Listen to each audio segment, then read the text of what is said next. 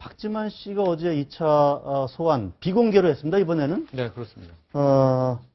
이게 결국 이제 올해 안에 검찰 수사가 대충 이제 마무리 수순으로 가는 것 같은데, 강 변호사님, 지금 네. 결국은 조응천 전 비서관으로 검찰의 칼끝이 향하고 있다. 네, 그렇죠. 이렇게 봐야 되겠죠? 그러니까 박경정이 이제 모든 문건을 허위로 만들었고 유출도 했고 심지어 누군가가 이걸 유출했다는 허위 유출 경위서까지 썼다라고 되다 보니 모든 사람들이 의문을 가졌거든요. 아니 박경정이 도대체 왜 무슨 뭐 대단한 사실 일단 아랫사람인데 말단이라고 할 수가 있는데 이 사람이 청와대를 상대로 박지만 씨를 상대로 정윤회 씨를 상대로 이 모든 일을 도대체 왜 벌리냐 소위 말한 범행 동기 그리고 이 범행으로 해서 본인이 얻을 것이 무엇이었는지가 나오지를 않는 거예요. 그러다 보니 배후 얘기를 계속했고 박경정만 잡는 것은 정말 말 그대로 몸통은 두고 꼬리만 잡아넣는 검찰의 전형적인 이 촉소수사라는 의혹을 피할 수가 없으니까 검찰이 계속 배우를 찾겠다 했는데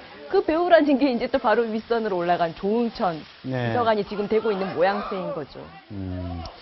조응천 전 비서관 아마 조만간 소환될 것 같은데 그 결과도 잘 지켜봐야 되겠습니다. 올해 안에 검찰의 수사가 마무리가 되면 그걸로 끝이다. 이건 또 아니고 뭐 여러 가지 그동안에 문제가 많이 노출이 됐기 때문에 여러 가지 청와대나 내각 개편 뭐 이런 얘기가 많이 나오고 있는데 어떻게 보세요? 지금 좀 대강 얘기도 나오고. 이 사건이 터졌을 때 검찰에 고소하면서부터 이 문제는 검찰에서 해결될 수 없는 문제가 검찰로 갔습니다. 대다수의 국민들이 검찰 결과가 나오든 말든 어떻게 나오든 말든 본질에 대해서는 생각이 변하지 않을 것 같아요. 검찰 결과가 나오더라도 그걸 믿느냐?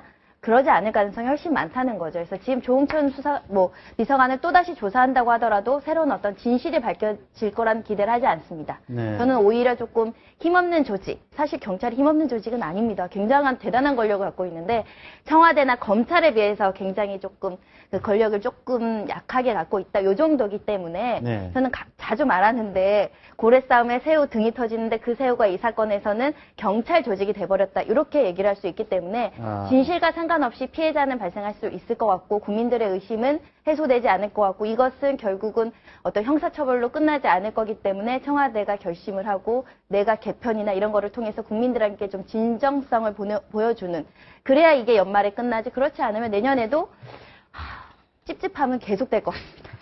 그러니까 저는 이 사건이 수사가 이런 방향으로 가는 데는 박지만 씨의 역할이 좀 컸다고 보거든요. 애초에 시작도 박지만 씨였어요. 정윤회 씨라는 분이 대두된 그 시작이 박지만 씨였다고요. 정윤회 씨가 박지만을 미행했다. 그다음에 박지만이 청와대 문건을 받아가지고 화를 내면서 뭐 국정원 원장한테 이 문건 유출 사실도 얘기하고 청와대에도 얘기하면서 뭐 정윤회와 대립각을 세웠다.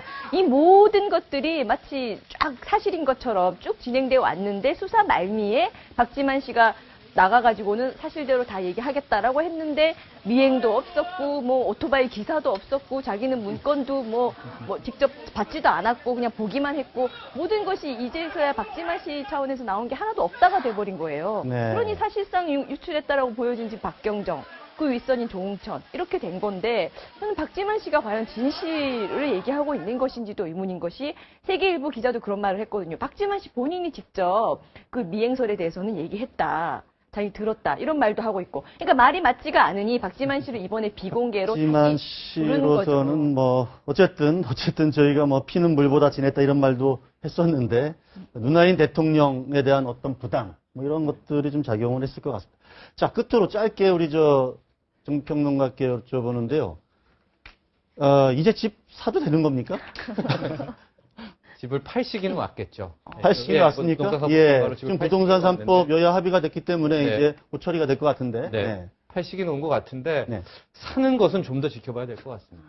사는 것은 좀 더 지켜봐야 됩니까? 결론적으로? 결론적으로. 근데 일단은 어려운 사람들, 이번 정책도요. 하우스4라고 해서 어려운 사람들이 일단 집을 내놓고 좀 더 뭐 싱싱하다고 표현하겠습니다. 새로운 매수자, 이제 가계부채 부담도 덜하고 어떤 위기에도 버틸 수 있는 신규 매수자가 와서 집을 좀 사줬으면 거래 활성화에 초점을 맞춰져 있으니까 팔 분은 파는 이 기회에 파는 것이 현명하지 않을까 생각합니다. 팔 분은 파는데 살 사람은 사지 말라는 어떡합니까? 실제 거주자들이 집을 사는 건 맞고 투자 목적으로 집을 사지는 말아라. 투자 목적으로 사지 말아라.